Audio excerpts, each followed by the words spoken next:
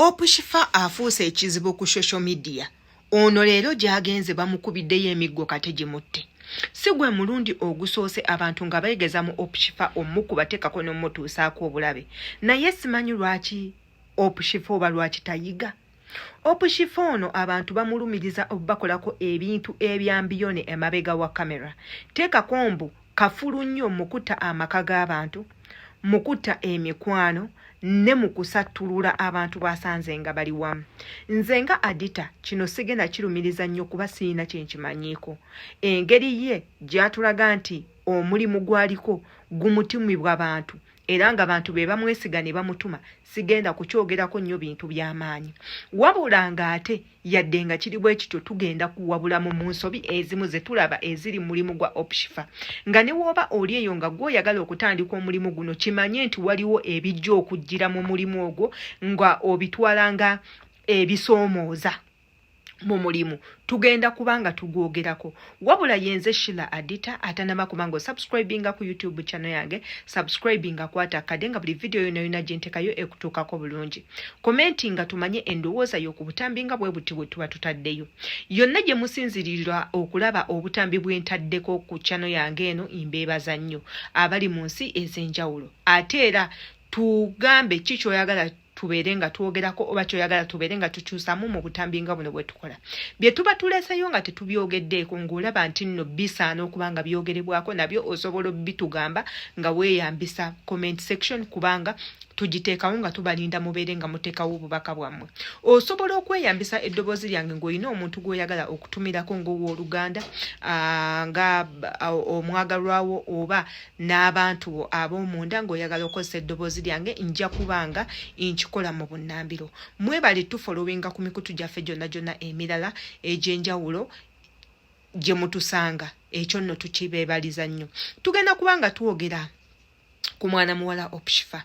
Omulimu Opushifa gwakola tegwandibadde mulimu mubi kubanga abasinga bagukola naddala abaana abali mu ggwanga lyaffe. Abaazuula ne bagamba nsobola okubeera ku mitimbagano gino eno ne nkolako ssente mu kifo ky'okutuula. Nsobola okubeera ewange ewaka ne neeyambisa essimu yange ne ngula data nembeeranga nkolera ku simu yange neefunayo obusente buli mwezi. Abaabulwa emirimu nga tebalina mirimu asobola okweyambisa essimu ye munnange n'afuna ssente. Ennaku zino eno njagala mukimanye nti gino emikutu gye mubeerako gye mufuulanga ekyokusaaga ne muddayo ne mweyambulirako ne muddayo ne muvumirako abantu ne muddayo ne mukolerako ebimansulo ne muddeeyo ne mukolerako gwe buli kimu ky'oyagala okukolerako. Abantu abalala beeyambisa emikutu gino eno okulabanga bakola ssente, abalala balanga mirimu gyabwe, abalala bakolerako ebintu ebyenjawulo ebisobola okubawa ssente. Ne Opushifa agwa mu kategori y'abo abantu nga woolaba ba SB4 Media, nga woolaba ba Alan Cruz, ba Hadija Kigozi, ba Sayimo, ba Kasuku n'abalala abali mu mikutu egyo oba abali mu tuluba eryo mwe tugenda oteeka Opushifa. Naye omulimu gwa Opushifa guno eno gumuleetedde ebizibu bingi. Opushifa yakubibwako. Opushifa bamutwalako ku poliisi mu bannamateeka. Opushifa bamulumbako nga baagala okumukuba ekiro. Opushifa bamuyirako bali baagala okumuyirako amazzi agookya ne bamuyira gannyogoga. So ebintu bingi nnyo ebiri mulimu gwono Opushifa. Emirimu gino yes mugikola naye emirimu gye muli mu kukola ng'emirimu gy'aba Opushifa gireka obulabe mu mitima gy'abantu. Abamu batugamba nti ebintu binene mubiteekayo ku mitimbagano olw'ensonga muba muzannye bizannye. Naye yadde oba ozannye kizannye mulimu ekintu ky'olaba nga tekirina nsa era nga tekyetaagisa. Ozze bakugambye osapurayizinga omuntu.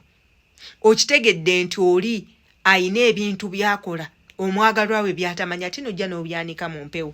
Oli akugambye osapurayizinge maama we n'akutuma omugulira ebigodo by'embizi nawe n'ogenda n'otumesa ebigodo by'embizi n'ojja nabyo. N'okkiriza omuntu olw'okuba akusasudde alangire maama we ku mukutu ng'abantu bonna bawulira n'otakwatibwa kafansonyi. Ekyo nno kikyamu. Tetuganye nti nno omulimu guno eno gu attracting abantu bangi nnyo ne gukwata jjaamu abantu bonna ne babeera okwo ne balaba. Naye ebintu bye tulaba ebiseera ebisinga iffe tetugenda kukiteeka ku oyo akutumye, tugenda kiteeka ku gwe batumye. Era waneno nga wetusabira Opshifa nti wobwa tonnabakola programs zino abantu abo abakutuma sooka oba interviewing ennyo obabuuze nnyo omanye na lwaki akutumye. Olulala omuntu ajja kutuma nga birimu n'okutta omuntu. Omulala omuntu ajja kuwa ebintu byakuwadde nga birimu obutwa. Ogenda obitwale gyawo bijjo bitutte omuntu abikozese afune obuzibu bakwekwase. Kati omukadde Opshifa gwe yaleeta afuuse ekizibu ku mitimbagano. Yaliko buli wamu, yakola bino, yayogera bino, yayogera biri. Kyagenza okuzuuka nga n'ebimu ebiri mu mboozi bya bulimba. Kati nno tubasaba obutambi bunene bwe mutera okukola bwe muli codinga ebimu mu byerekerengayo. Tekiyina buzibu okugamba nti nze kino mu mulimu gwange kino sigenda kikola, tekiyina buzibu. Gw'osalawo kubanga mulimu gw'osalawo kiki ky'oyagala kikolebwe na ki ky'otayagala kikolebwe. Tokkiriza customer kukufugira ku mulimu gwo kubanga abantu bangi nnyo bagenda kukosebwa, abantu bagenda kukukyawa, bagenda kukuteekako olukongoolo, bagenda kukulaba ng'ekyenyaza ekyesisittaza nga buli w'olaga abantu bakuŋoola. Naye nga lwaki waleka customer n'akufugira mu mulimu gwo? Customer ebiseera ebisinga be bakama baffe. Ne mulimu ebintu ebimu by'otakkiriza customer kukola olw'okubanga ye mukamaawo. Naddala ebyo eby'okubatumatuma ne babatikka ebintu.